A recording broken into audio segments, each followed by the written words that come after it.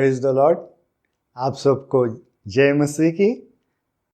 आज मैं एक विषय पे बात करने वाला हूँ। बाइबल के अंदर हम ये देखते हैं कि बहुत सारे जो शब्द इस्तेमाल किए हैं उसमें एक फिगरेटिव के रूप में या मेटाफोर के रूप में इस्तेमाल किए गए हैं। In the word of God you find different figures are used to communicate the message behind that figure. So for example, we say that that so and so is my right hand. So literally he is not right hand, but it's very important person. बहुत सारा महत्व का या काम का वो इंसान है जिसको हम बोलते हैं मेरा दाहिना हाथ है। तो बाइबल में एक शब्द बहुत बार इस्तेमाल किया, ये फिगरेटिव है, हेड। तो हेड या सर जो है, तो पुराने नियम में उसका इस्तेमाल अलग अलग तरीके से किया गया, कम्युनिकेट करने के लिए या संदेश को देने के लिए। जैसा हम बोलते हैं कि किसी इंसान को सम्मान किया गया, तो क्या करते थे, अगर किसी राजा को नियुक्त करते थे तो उसके सर के ऊपर तेल से अभिषेक करते थे। So his head is anointed with oil. So the anointing of head, it gives a message that so and so person is honored or his head is crowned. तो उसके सर के ऊपर मुकुट रखा, मतलब बहुत बड़ा सम्मान उसको किया गया। कभी कभी हम ऐसे भी वचन सुनते हैं या पढ़ते हैं कि सर को उठाया गया, lifted the head. That means that person got a victory. पुराने नियम में हम इस भाषा को देखते हैं कि सर को तेल से अभिषेक करते थे, राजा को अभिषेक करते थे, तो उसको बोलते anointing the head with oil. So there is a honor in that head. Head is honored by anointing. Head is honored by crowning. Sometimes head is hanged, that means it's a shameful death. Sometimes it speaks about the authority, head of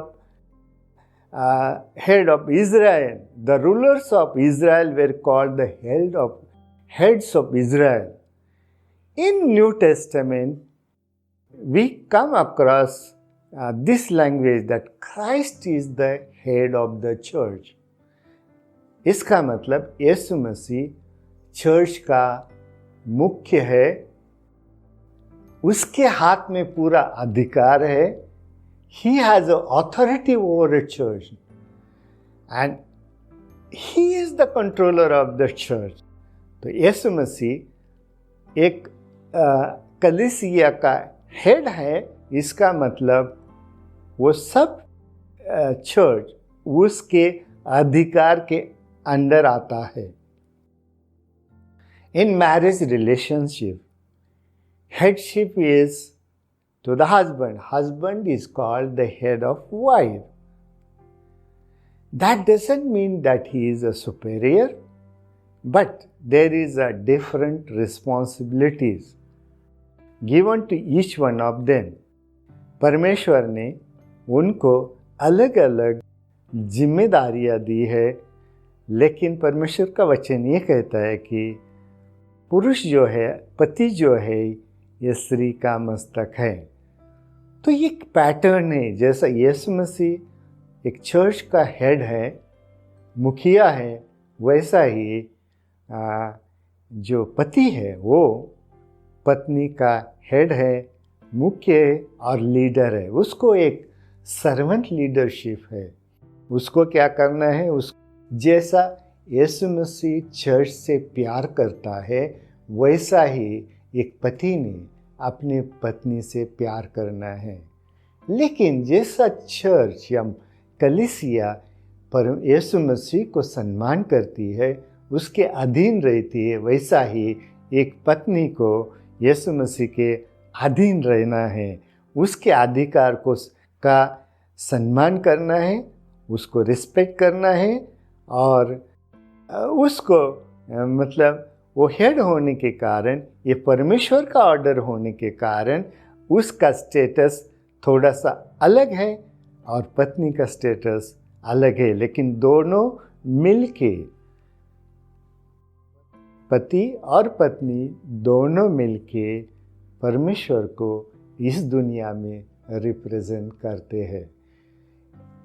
पति head होने के बावजूद, मस्तक होने के बावजूद भी वो एक यीशु मसीह का नमूना के अनुसार, यीशु मसीह के नमूने के अनुसार अपने पत्नी को प्यार करना है। तो जब ऐसे शब्द हम अलग अलग संदर्भ में पढ़ते हैं या सुनते हैं, इसको बोलते हैं फिगरेटिव स्पीच।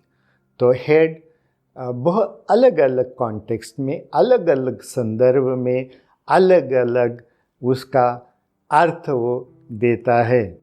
तो हम क्या ये इन छोटे से अभ्यास में हम क्या देखते हैं कि पवित्र शास्त्र फिगरेटिव लैंग्वेज में, बहुत सारी लैंग्वेज फिगरेटिव होती है, जैसा यीशु मसीह पति है और या यीशु मसीह is a groom and the church या कलीसिया एक ब्राइड है। तो ये जो ब्राइड एंड ग्रूम, ये जो शब्द इस्तेमाल होते हैं बाइबल में, ये फिगरेटिव है। वो एक शब्द बहुत सारी बातों को आपको बताता है, जैसा हस्बैंड क्या करता है, उसका ड्यूटीज़ क्या है, उसने क्या करना है, पत्नी क्या करती है, उसका ड्यूटीज़ क्या है, उसने क्या करना है। तो जब भी हम परमेश्वर का वचन पढ़ते हैं तो देखना है कि इसका अर्थ हमने कैसा निकालना है। यह फिगरेटिव स्पीच है या लिटरल है, शब्दशः उसका अर्थ लेना है या उसका फिगरेटिव अर्थ लेना है। God bless you.